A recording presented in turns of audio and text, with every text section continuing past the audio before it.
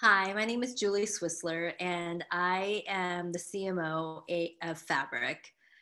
And today I'd like to talk to you about how marketing can build an authentic community. First, I'd like to tell you a little bit about myself. I have 20 years of entertainment marketing experience. As I already mentioned, I'm the CMO of Fabric. My previous experience spans from I originally started in the advertising industry and moved into digital entertainment. I got to work on movie premieres such as X-Men, The Mummy Returns, The Mummy, and then that moved me into working at CBS Interactive, where I got to launch shows such as Survivor, The Amazing Race, CSI. We created really immersive, interactive digital entertainment platforms. We had a CSI Agent Access brought to you by American Express, and we did Survivor fantasy leagues and leaderboards, and there were other shows like Big Brother. I've also moved on to working with creating fan clubs and really loved working and building communities. Most recently, I got to launch the regional sports network for the Los Angeles Lakers at Time Warner Cable Sportsnet, where they have the Lakers, the Galaxy, the Sparks, and then eventually the Los Angeles Dodgers. From there, I moved on to a Korean entertainment media conglomerate called CJNM. I got to work on a music festival called KCON, which was one of the largest K-pop music festivals. I never understood or realized how big K-pop was, and we moved it from a one city, one night to a multiple day convention, multiple cities. So it was now in Los Angeles and New York. So it was really exciting to work on that. My why, which I think is really important about why you're in business and why you want to be working where you're at. So my why is to build a world where everyone belongs by nurturing communities and in-person interactions. I just recently completed my master's in social entrepreneurship and change at Pepperdine. And I'm really excited to be working at a company that understands and believes in building authentic communities. So let's talk about what that means. So why authenticity matters. So 80% of people cited authenticity of content as a main factor as to whether or not they would follow a brand. 65% of people that feel an emotional connection to a brand say it's because they care about people like me. Forming a long-term bond between your brand and your customer is more than transactional. Negative social media mentions about a brand in the US on a daily basis 2.1 million times. When something goes wrong with a brand, consumers are eager to voice their opinion on social media. And it's really important at this part where you really come back and return with a very authentic, genuine response. Mistakes happen, but consumers are less likely to be forgiving of brands that don't acknowledge this. 65% of consumers say shared values is the main reason why they trusted a brand. And then 94% of consumers say that they're likely to be loyal to a brand that offers complete transparency. And this was from Zimmer Communications. So a couple of other things I'd like to source is why authentic communities matter now more than ever. So from Conan Wolf, consumers are looking for daily real life and reminders that they can count on brands. In defining authenticity, they prioritize high quality, 66%, and delivering on promises, 70%, over more lofty measures like social responsibility, 57%, and environmental responsibilities at 55%.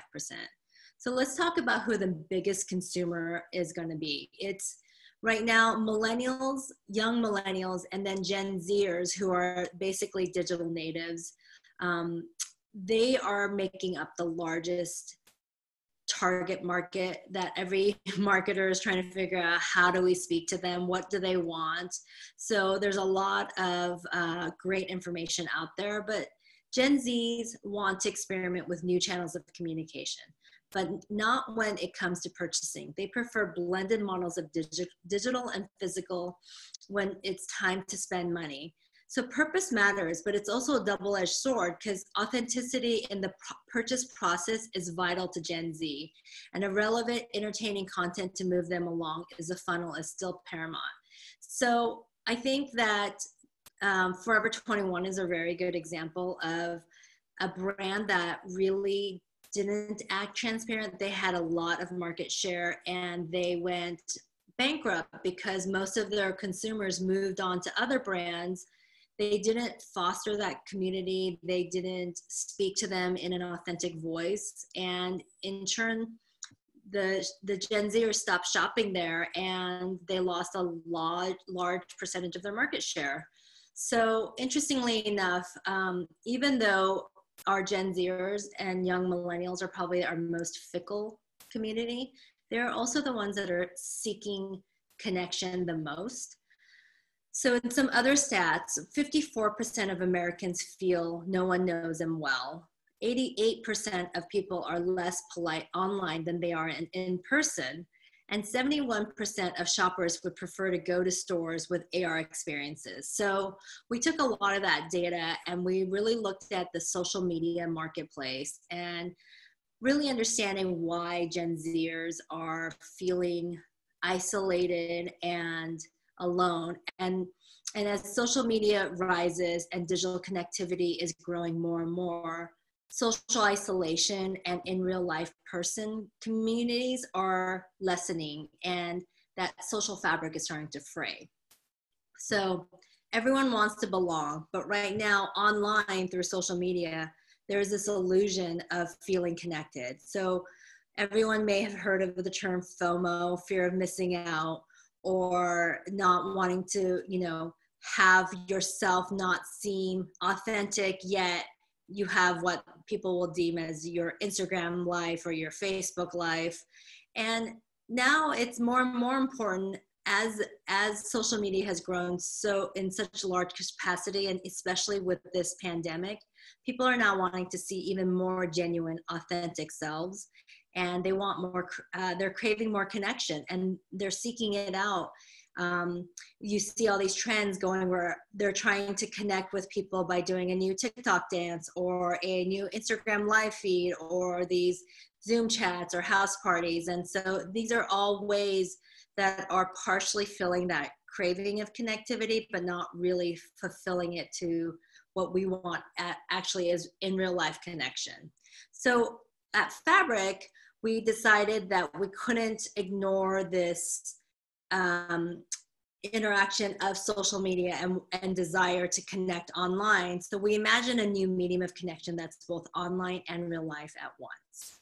So it's real local, real social. And so when we looked at some of the competitive landscape, we were looking at some things such as Tinder, Grindr, Nextdoor, Meetup, Happen, which are all things that are focused on getting people to possibly interact in person, and hopefully post-pandemic COVID, we will be able to have those connectivities again. And I think that our society will really need it and want it. So Fabric is an opener to spark conversations wherever you are.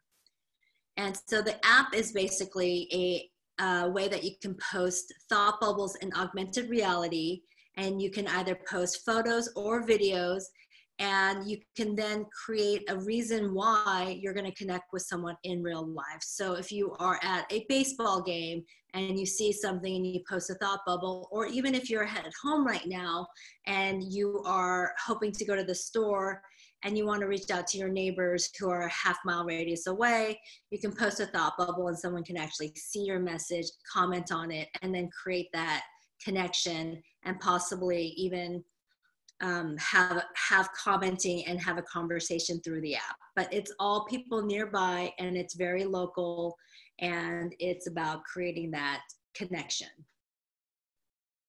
So here's a little short video about Fabric.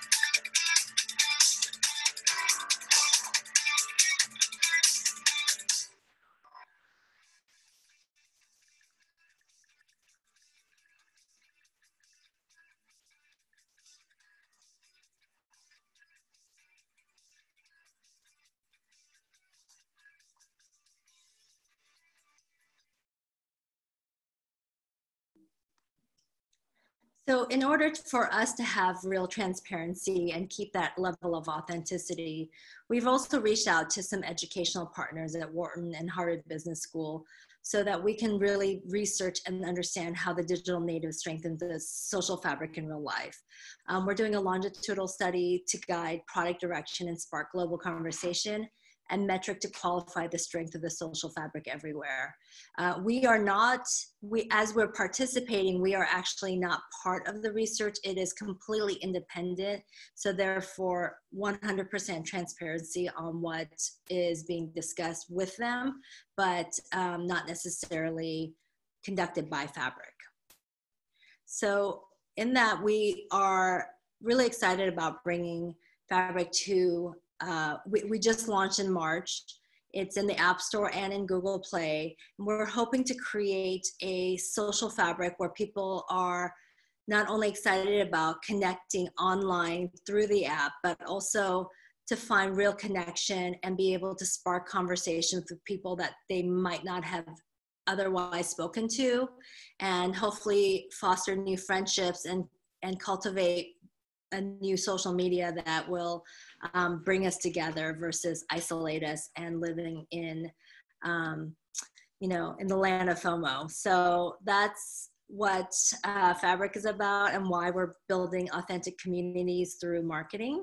And if you guys have any questions, my contact information is on these slides, and I'm happy to reach out or talk to anyone either about Fabric or building authentic communities, or if you're looking at or interested in a marketing degree and a job in marketing, please feel free to reach out to me. Thank you so much. And thanks for letting me be on this Women in Marketing webinar series. Bye.